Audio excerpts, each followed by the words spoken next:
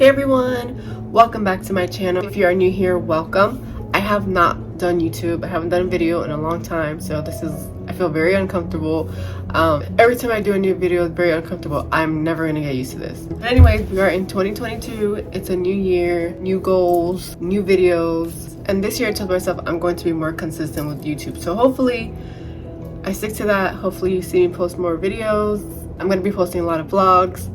There's going to be a lot of changes in my life coming due to me being done with school next month, or in 2 months, and PCSing to North Carolina. So stay tuned for all of that. As you can see from the title, I went on Instagram and I asked my followers to give me their best marriage advice. So I'm going to be reading that and I'll discuss if I agree with anything or if I disagree or what my opinions are on it. So first piece of advice. This is from Destiny. She's 28 years old. Her advice is communication and never forgetting why you fell in love.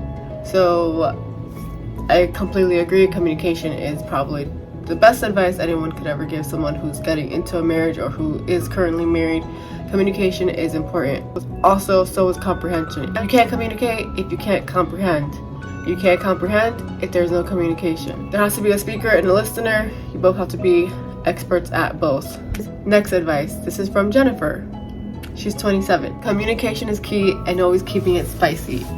Another person who mentioned communication, I completely agree. We all know communication is important. She says keeping it spicy, but there's nothing else. There's nothing else after that except for, winky faces. Keep it spicy. That could mean in the bedroom, but also having fun, doing something out of the ordinary that you normally don't do on a day-to-day or week-to-week basis. Setting up like a romantic dinner for each other, or going out on a romantic dinner or a romantic evening, doing something different. That's keeping it spicy, keeping it fun. Go on trips, go on weekend trips. Keeping it spicy, keeping it fun. Next advice I got is from Marielle, and she is 29. She says, even after having a kid, don't neglect your marriage. Find time for one another. So I don't have a kid, so I don't have much to say on that, but I completely agree with her. I know lots of couples lose themselves when they have children. They forget why they got married in the first place because they don't make time for each other because they're too busy going to work, too busy taking care of the children. They're too caught up in their day-to-day routine that they forget about each other. Now all the attention is going to the children instead of on each other. So I don't have a child, so I don't have much advice. I don't have much advice or much experience with this, but once you have a child, all your attention gets off of your spouse and it goes to the child. Now someone's feeling a lack of attention or lack of love, and I can see that causing problems. Next advice. This is from, her name is Des. She's 33 years old, and she says, never stop listening. Seems most issues come after a breakdown in communication. So again, that's another person talking about communication. As you can see, communication is super important. So yes, communication and listening, I agree. Next, this is from Nash. This is my pastor. She's 29 years old, and she says, date in marriage. Stay in awe of having each other and always kiss good morning. So cute. My husband leaves work before me, so he wakes up at like 4 o'clock in the morning and I'm knocked out.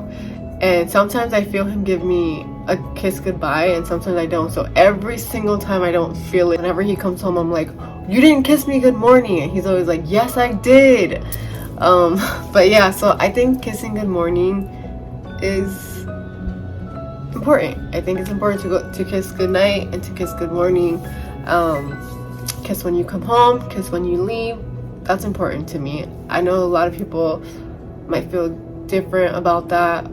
There's people who are not affectionate, but to me that's very important. So yes. Also, dating and marriage, like I mentioned earlier from Marielle, make time for one another. Something different, something that you don't do on a day-to-day basis or on a week-to-week basis. I think maybe setting like a time on the calendar for every 2 weeks to go on a date, or every 2 weeks to go to do something. Go to a museum, go to an amusement park, something where it's just you two, where you're just enjoying each other's company. Okay, next advice. This is from Carlene. She doesn't say how old she is, but she says, never walk into a marriage based on other people's experience. Love is love. I completely agree with that. There's people who they get into marriages and their marriage fails and they have a bad experience in marriage, and then they try to sway you or to discourage you into marriage and tries to give you ungodly advice. But like Carlene says, just because someone has a negative experience in marriage doesn't mean that you're going to have a negative experience in marriage.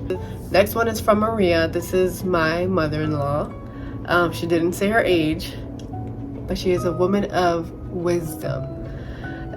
She says, your commitment to God first seals your covenant to love and stand in the gap for each other. Your commitment to God, yes. If you cannot commit to God, you cannot commit to your spouse. If you cannot keep God first in your marriage is going to fail. If the foundation of your marriage is not built on God, your foundation is going to fail. Also, stand in the gap for each other. Super important. Each person should be giving 100% into the marriage, but sometimes there's going to be times where I can't give 100% and I can only probably give 20%. It's my husband's responsibility to step in and give the other 80% and vice versa. If I need prayer, I need my husband to pray for me. If my husband needs something, he should be able to know without a doubt that he could come to me and it's his and he has it. Stand in the gap for each other in prayer. That is very, very, very, very important, because there are going to be times where we get discouraged in our walk or we get discouraged in our faith, and it's important to have somebody stand in the gap for you while you're in that season. Okay, next one. This is from Kelly. She's 23 years old. She says, marriage is hard. Someday you'll love them and hate them, but you work hard to make it work. I agree. There's nothing else that needs to be said with that one. There are going to be days where you love your spouse. There's going to be days where you hate your spouse. There's going to be days where you don't like your spouse. But you made a commitment to get married, and every single day you have to make the choice to make it work. Every single day you have to make the choice to love your spouse. Marriage is hard work. And it's hard. Why? Because we are selfish human beings. It's in our nature to look out for ourselves first before we look out for somebody else. When you get married, you are one. So you need to make sure that you're looking out for each other, that you're looking out for the marriage as a whole. Once you get married, pride is out the window. Your likes are out the window. Your wants are out the window. Everything is a compromise once you are married. And that is probably one of the hardest things in marriage. Next one. This is from Trey. He is 36 years old, and he says, keep God at the center. Always forgive and move forward. Keep God at the center. That's number one. Always forgive. Yes. If God can forgive us, what makes us think that we can't forgive anybody else? Why do we feel like we're better than God and we don't deserve to forgive somebody? We're human. We're going to fail. Everyone's going to fail. Everyone's going to disappoint us. We're all going to fail. It is our job as Christians to forgive one another, to not hold grudges, to not keep account of your spouse's wrongdoings. And when you make that decision to forgive, you make the decision to forget.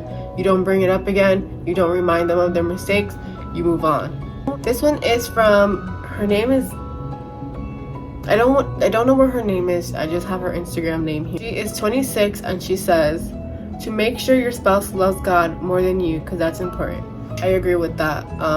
If you marry somebody, make sure that to them God is number one, that they put God first before they put you, because like she says, that is most important. God is most important, period. And this last one is from Lori. She's 35 years old. She says she's been married 2 years, and she says, honor your spouse's strengths and show grace for the weak areas. I like that advice because I feel like a lot of times we like to focus on what our spouse is doing wrong or what our spouse can't do or hasn't done, and we don't honor them for the things that they do for us. We don't honor them for their strong areas or their strong points. Make sure they know that you appreciate the things that they do, you appreciate who they are, and that you recognize and you acknowledge it. Show grace in areas that they fail. If you constantly are nagging at them for their flaws, if you're constantly pointing them out, you can't expect them to grow, you can't expect them to get better. The Bible says life and death is in the power of the tongue. Speak life. Don't speak death. Don't speak negativity into your partner. Don't speak negativity into your marriage. If you want your marriage to grow, it is not going to grow if you're constantly putting it down, if you're constantly speaking negativity into it. So speak life into your spouse, speak life into your marriage. That is all the advice I have for today. If you like this video, please don't forget to give it a thumbs up. Share it with your friends and your family. Share it with your spouse. Share it with your boyfriend, your girlfriend. And don't forget to subscribe to my channel. Thank you guys, and I'll see you in my next video. Bye!